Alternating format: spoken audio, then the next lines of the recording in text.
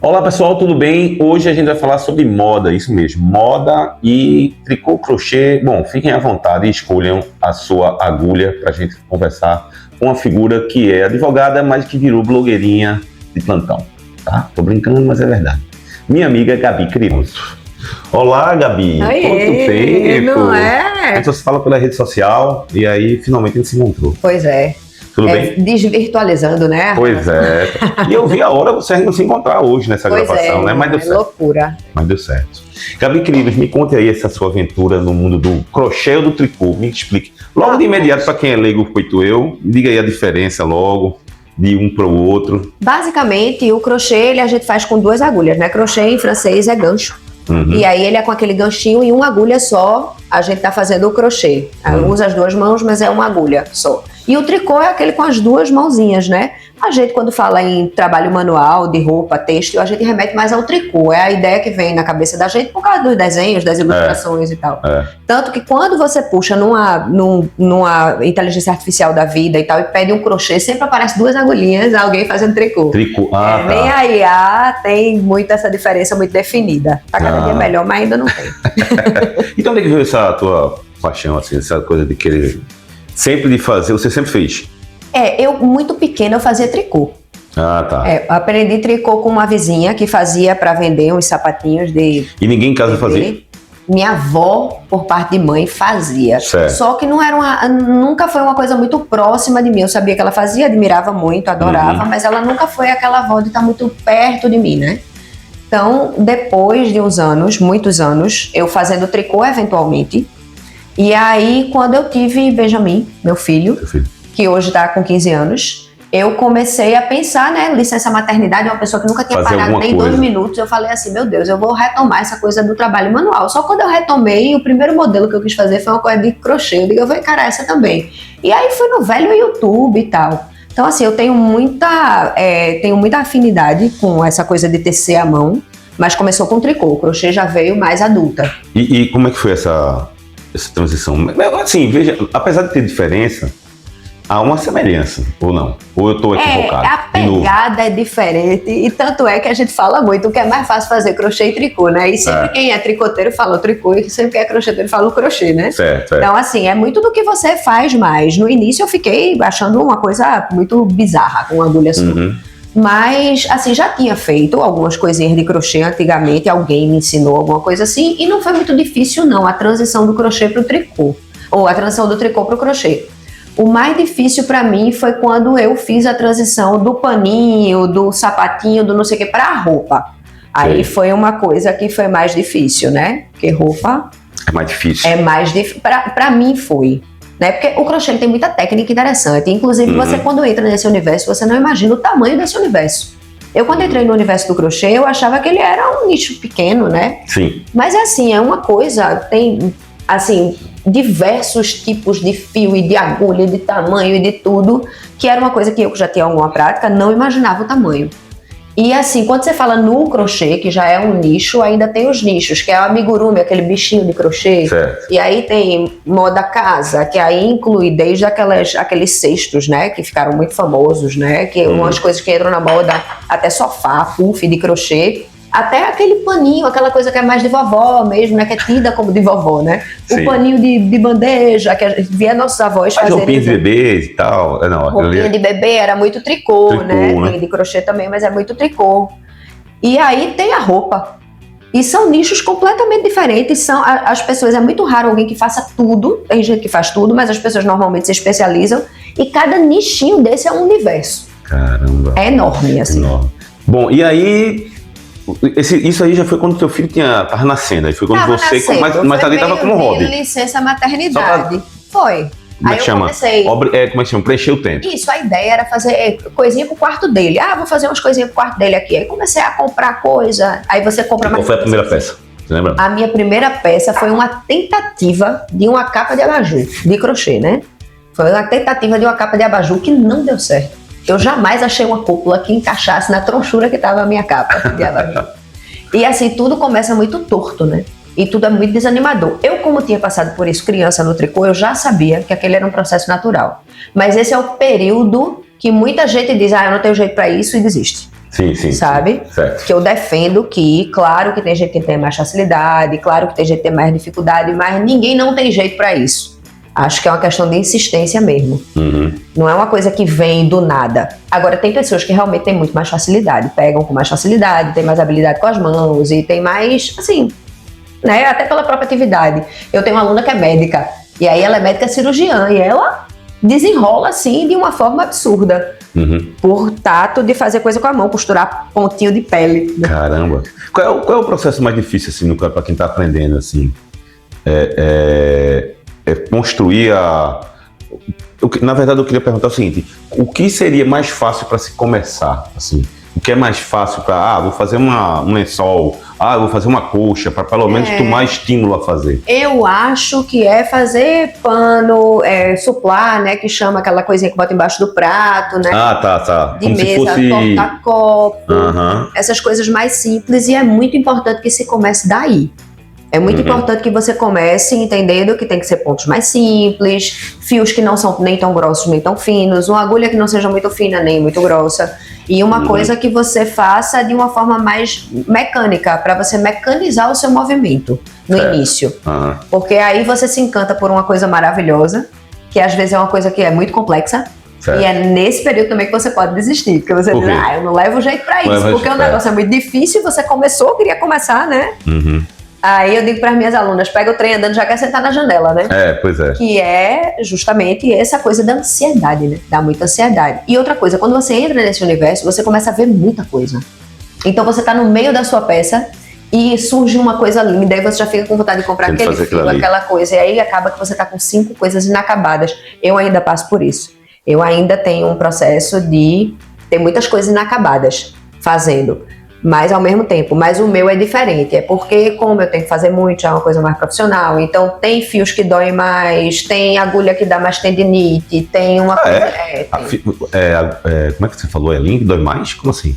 Eu acho, eu tenho uns fios que são mais fininhos e eles são mais sintéticos, então quando eles passam pelo dedo, eles doem, dependendo de como você tece, né? Sim. Eu pego na agulha de uma forma errada, sempre peguei, as duas, tanto de tricô quanto de crochê, eu pego no lápis de forma errada.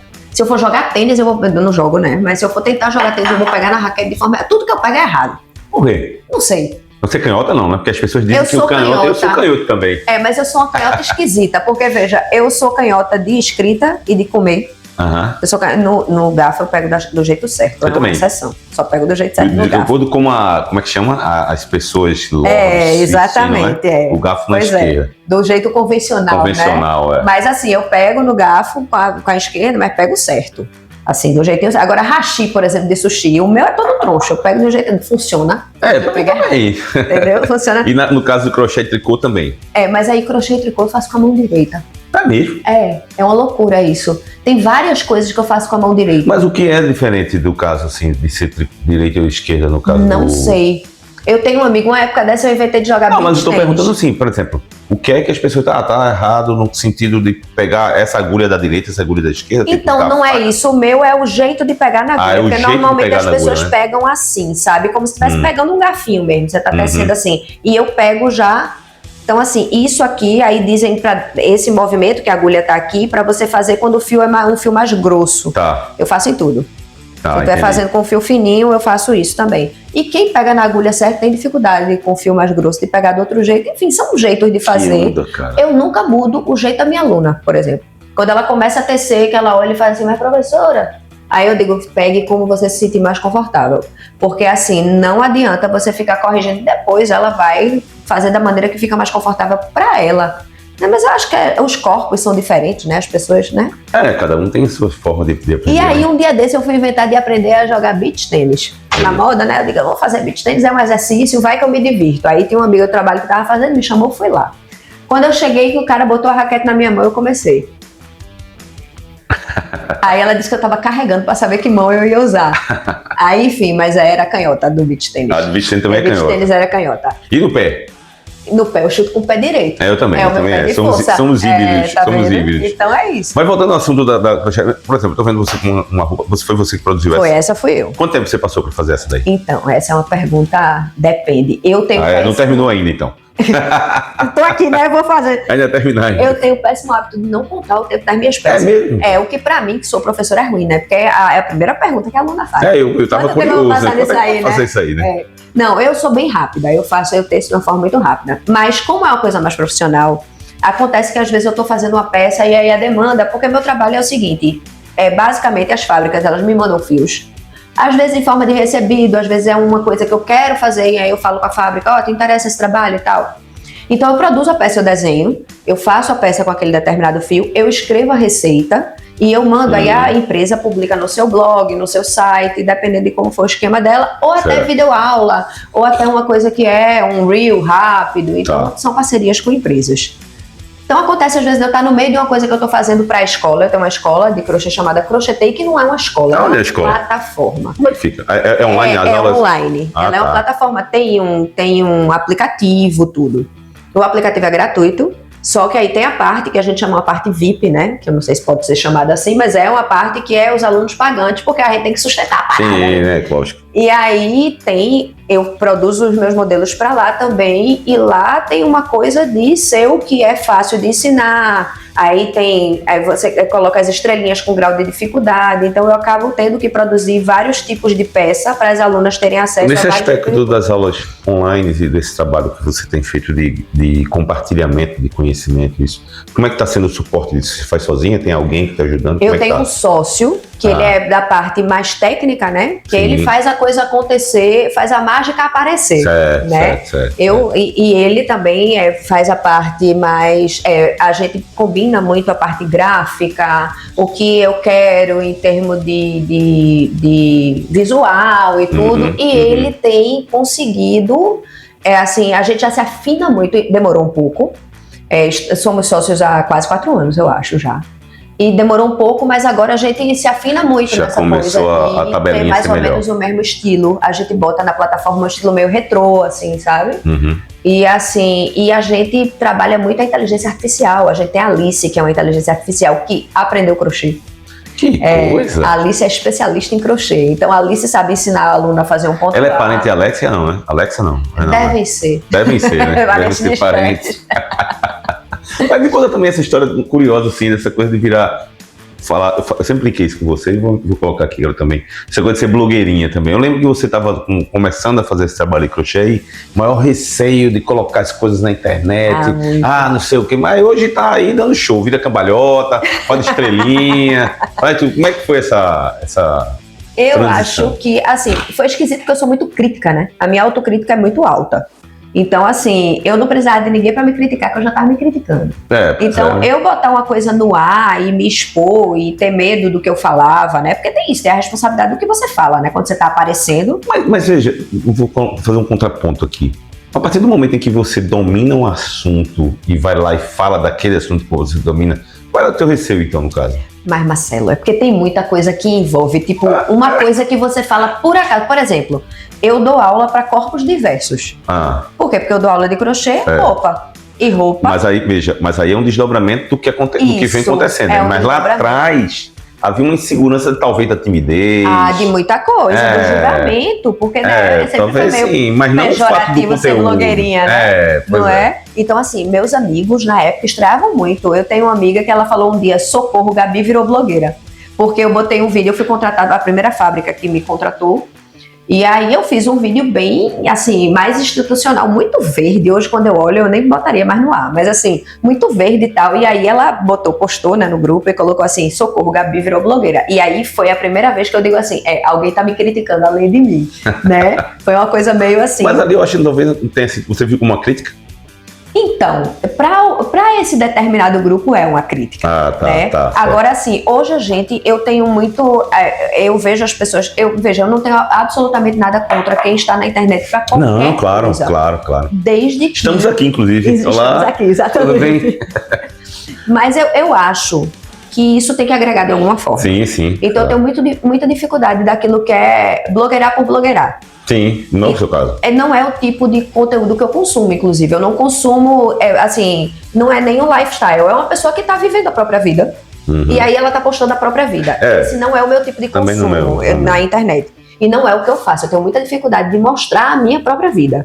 Então, isso é, inclusive, uma demanda. As pessoas, tem gente que não se interessa pelo meu conteúdo porque o meu conteúdo é mais técnico. Técnico, né? Claro. E aí, tem gente que até estranha. Às vezes, eu já tomei um susto de uma vez, tem um determinado assunto que me interessava, e eu fui falar, eu lembro até do tema, era violência contra a mulher, lá atrás. E aí eu fui falar de um determinado caso, e uma menina falou assim, é melhor continuar no crochê. Sei como é. Aí eu disse pra ela, mas eu continuo no crochê, mas eu sou uma pessoa, né? E eu me choco com as coisas também. Aconteceu isso comigo também na época da eleição, das eleições passadas. Eu fiz uma opinião lá na rede social.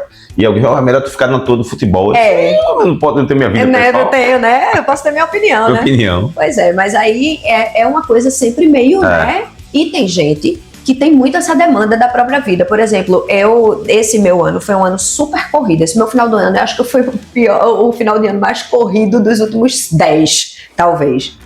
E aí umas alunas chegaram e fizeram, mas você não postou nenhuma foto da sua família esse ano. Mas você não postou nada, sabe? É engraçado isso, né? E aí eu me pego assim, comendo, e eu digo, eu vou tirar uma foto dessa comida aqui, pra ver se eu posto alguma coisa nos stories, porque senão meu story vai ser só foto de roupa de crochê, retrospectiva. Retrospectiva são as últimas roupas que eu fiz nos anos passados. Sim. Então assim, eu não tenho, como não é o tipo de conteúdo que eu consumo, é muito difícil tá num restaurante conversando com os amigos e dizer, vamos tirar uma foto aqui, colocar estamos juntos, mais um ano. Eu tenho muita dificuldade com isso. Mas eu nem me cobro também, não sei se é o seu caso. Assim, eu também não tenho muita dificuldade disso. E não, nem me. Às vezes eu tiro, às vezes eu não tiro. Eu me cobro estar sempre na internet. Isso é uma mas isso é uma coisa que é sua, do seu trabalho, é necessário. Exato. Mas eu também. Quem vê os meus conteúdos na internet acha que eu não tenho essa coisa, porque eu sumo por uma semana sem problema nenhum também, sabe? É assim, não que eu não esteja me cobrando, mas é porque é uma vida, né? Eu tenho um trabalho fora da internet e é um trabalho com expediente. Eu ia perguntar pra você, só ver o tempo aí, por favor. Aí 17 minutos. 17? Ótimo. Mas é isso. Bom, peraí. Antes de eu poder editar melhor. Mas era isso que eu ia perguntar pra você. Como é que é a tua rotina, então, no caso? Porque você, além de fazer crochê e tricotar também, e blogueirar, né? Blogueirar. Você também advoga. Como é que é a tua rotina nesse ano? Eu sou funcionária pública, né? Trabalho no judiciário. E eu sou apaixonada pelo que eu faço. Trabalho com crime, né? O crime compensa, no meu caso, que não estou cometendo. Mas assim, é um trabalho puxado, é um trabalho emocionalmente puxado, às vezes, inclusive, né? E assim, esse trabalho é a minha manhã, né? Minha manhã, às vezes, vai até umas 2, 3 horas da tarde. Chego muito cedo, porque eu deixo meu filho na escola e vou direto. E eu trabalho mesmo. Assim, eu levo muito a sério o meu trabalho e amo o que eu faço. Então aí depois disso é a hora que eu chego em casa. Você se dedica a pra me dedicar ao... É o terceiro tempo, vamos dizer assim. E aí tem a maternidade. A maternidade é um hobby também, né? Se não for um job, você não é mãe. É um job, claro, não é remunerado, né? Não. E dá trabalho e é pra dar mesmo, né? E aí tem desenhar a peça, fazer a peça, porque eu executo, né, também, fazer a peça, tem a aula que eu tenho que dar pra plataforma, tem uma demanda de uma fábrica e tem o mais difícil pra mim, que é o conteúdo na internet. Que é o criar o conteúdo na internet. Porque você imagina que o meu trabalho difícil, né? É um trabalho que dura, sei lá, com muita sorte, eu faço em 10 dias uma roupa, né? Uma roupa maior, né? Essa aí foi mais ou menos isso. Porque tem essa rotina, né? Quando eu tô de férias, eu faço uma roupa em 2 dias. Mas aí é trabalho o tempo todo. Não é nem saudável, inclusive, porque você tem que ter os intervalos, né? E aí, você imagina que é um trabalho que é um trabalho lento para ser mostrado na rapidez da rede social. Então, assim, acontece que a demanda, às vezes, é uma roupa que eu passei 10 dias para fazer e eu tenho que ensinar ela em, no máximo, 3 minutos no Reel. Isso eu ia perguntar. Na tua live, por exemplo, você fez algumas lives aí, eu vi o começo delas e tal. E, no caso ali, dura mais ou menos quanto tempo e o que é que você passa? O que é que as pessoas mais perguntam? As lives são mais longas, né? A gente dura mais ou menos 1 hora numa live. A live, para aprender a pessoa, enquanto você está fazendo os pontos que você está ensinando, você tem que estar conversando. Pois é. Né? Porque é um trabalho... Tem que estar tricotando, né? Você tem que despertar o interesse naquilo, você tem que vender, né? O que você está fazendo. E aí, As perguntas sempre são: quanto tempo passa para fazer uma peça? Há quanto tempo eu faço crochê? Ou seja, eu fiz uma pergunta até óbvia, né? Porque todo mundo faz essa pergunta, né? De quanto tempo dura para fazer uma roupa, né? Exato, todo mundo... E outra coisa eu não sei se crochê é uma coisa pra mim. Porque crochê tem uma coisa não pra vestir, né? Porque crochê, ele tem uma coisa de que é pra pessoas magras, né? As pessoas têm esse mito de que o crochê é para as pessoas magras. E é? Não. Não é, né? Absolutamente. Inclusive, eu tenho alunas plus size que se especializaram na moda plus size. Tem uma amiga, uma grande crocheteira, chama Roberta Ramona, que ela é plus size. E de onde é que veio isso? É porque eu acho que é o estilo de roupa que se fazia antigamente, que era um estilo mais que ficava com mais pano, né? Então, eu acho que qualquer roupa, ela tem essa coisa, né? Que se adapta mais um corpo, que se adapta mais a outro tipo de corpo. E não tem o corpo certo, né? A gente é levado a acreditar que existe um corpo certo, mas não existe um corpo certo. Eu acho que existe a roupa que lhe deixa confortável, que você se sente bem usando, se sente bonito, né? Se sente à vontade usando. Então, eu prego muito isso, de as pessoas saberem, tanto que eu não ensino crochê com quantidade de pontos, com nada. Eu ensino sob medida, eu ensino as meninas a se medirem, ensino elas a se olhar no espelho, qual é o formato do seu corpo, como é essa cintura, sabe? Porque tem gente que não tem a cintura tão fina, que tem o quadril mais fino, o tamanho dos seios muda muito. Mulher é um universo enorme. Em cima disso aí, eu vou perguntar duas coisas que tem a ver com o fato de ser blogueira e o fato de ser uma pessoa que trabalha com moda. Você se considera vaidosa? Ou e em cima disso, se já teve alguma das suas alunas, alguma das pessoas que disseram, eu quero ser igual a você e tal, como é que você lida com isso? Eu acho que sempre tem meio esse espelho, e a gente vê muito isso na hora que a gente lança uma peça e a pessoa quer a peça da mesma cor, com o mesmo fio, do mesmo formato, tudo, né? E eu me considero uma pessoa vaidosa no sentido de que eu me cuido. Agora, eu não vivo a vaidade acima de qualquer coisa. Sim. Por exemplo, eu não deixo de tomar o meu vinho e comer o meu docinho por causa de celulite nenhuma. Não tem celulite que me convença a isso. Então, eu tenho minhas limitações. É uma coisa muito, muito controlada, né? Inclusive, intervenção eu não faço. Então, assim... As intervenções mais profundas eu não faço. Então tem muita coisa que não acho que cada um na sua, não julgo, mas tem muito sacrifício que a minha vaidade não chega àquele ponto, entendeu? De tipo, vou passar 5 dias com, sei lá, o rosto todo queimado, porque depois o resultado eu tenho muito medo dessas coisas. Então tem muito limite, né? Agora, essa coisa do espelho, eu acho que existe sim. Eu acho que a pessoa passa a admirar você por causa disso, né? O crochê é uma coisa que desperta essa admiração. Então, a pessoa é levada a acreditar que toda a sua vida é uma inspiração. E não é, né? Não é. Então, assim, a gente, quando eu vejo meus vídeos de hoje, antigos, eu peco por um monte de coisa, por falta de coerência com o que eu falei antigamente, com o que eu penso hoje, né? Com falta de coerência com o que eu penso e o que eu falo, né? Coerência é uma coisa que todos são... Eu acho esse caso mais grave, assim. Porque o que você pensava antes... Pode ter mudado, exato, né? Mas às vezes você fala alguma coisa na hora e você fala, opa, não é bem assim. E voltar atrás na internet é um negócio difícil, né? É difícil. Agora, eu acho que todo ser humano devia ser muito coerente, e nenhum é completamente, né? A gente, né, isso é a coisa mais comum, é você ser incoerente numa coisa que você falou. E assim, eu já relaxei um pouco em relação a isso. Então, quando alguém chega pra mim e diz assim, porque eu queria, às vezes é um brinco igual... Às vezes é coisa que nem faz parte do crochê, uma coisa igual, eu dou a dica ali e tal, mas sempre deixando bem claro que eu não sou a melhor pessoa de moda, nem de não sei o que, eu não sou um espelho, né? Eu sou aquela pessoa, eu tô vivendo a minha própria vida e, assim, o que eu me predisponho a ensinar é você a fazer aquela técnica e vestir ela de acordo com o seu corpo, com o corpo da sua cliente, é isso que eu me disponho. Todo o resto é muito pessoal, né? Claro. Todo o resto é opinião. É verdade. E o tempo, por favor. 24. Eita, eu tô ficando bom, tudo junto. Agora me fala pra gente, deixa eu só facilitar a edição. Bom, a gente tá finalizando nosso papo, e aí eu queria que você me dissesse aí, deixasse o pessoal, qual é o endereço, como é que faz pra participar, seguir a sua página, enfim. Hoje tá fácil, eu sou Gabi Quirilos, né? Gabi sem o I, né? Sem Y. Só o G-A-B. e o Kyrillos, KYRILLOS, que aí é a parte mais difícil. É o mais difícil. Mas se você digitar ao início, você já chega. E aí lá na bio tem os links para o Crochetei, para tudo que eu faço, para as empresas que são minhas parceiras e tal, né? Que já foram. Eu não tenho uma parceria fixa, eu tenho várias, né? Uhum.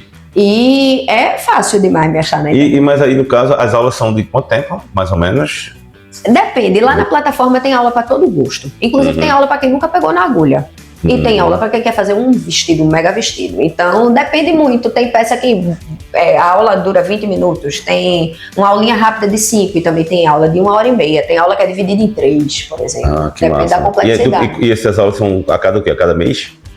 Assim, a gente procura botar uma novidade por mês. Nem sempre é uma aula de peça, porque lá já tem um catálogo muito grande. Mas assim, a gente faz, por exemplo, desafios, que a gente propõe, a gente faz uma proposta, a gente cria um cliente imaginário e bota as alunas para atenderem esse cliente. E aí a gente convida pessoas do meio para fazer o julgamento, como se fosse um reality show, só que sem poder ser um reality show, até pelo tempo que a pessoa passa fazendo a peça, né? Então acho que a gente está indo pro 4º desafio agora, que vai ser o desafio de carnaval. Vai começar em janeiro, Começa em janeiro, fazer peça de carnaval. E aí isso dá muito certo porque as alunas se sentem criando também, né? Mas, assim, é fácil me achar e é fácil achar tudo que eu faço, né? Tem tudo lá na bio e tem muita coisa no Crochetei também, tem todos os links lá. Maravilha, Gabi. Poxa, que bom que a gente conversou, enfim, terminando o ano. E começando o ano, que eu acho que esse programa deve ir pro ar no início de janeiro. Então a gente se encontrou no final do ano de 2025 e deve ir esse papo em 2026, porque aí você sabe que no mundo virtual, a gente está no presente, no passado e no futuro. Exatamente, está à noite de dia, né? É verdade. Pessoal, eu quero agradecer aqui, quem veio comigo foi Gabi Kyrillos, nossa amiga de muito tempo. Pedir para que vocês se inscrevam no canal, compartilhem, comentem, marquem sininho, para que eu estou aprendendo a fazer blogueiragem com ela, de vez em quando eu erro aqui, tropeço. Tá faltando aprender o crochê. Eu vou aprender o crochê no próximo. E a gente tá aí, segue aí no nosso canal e em breve nós teremos outro bate-papo por aqui. Valeu, tchau.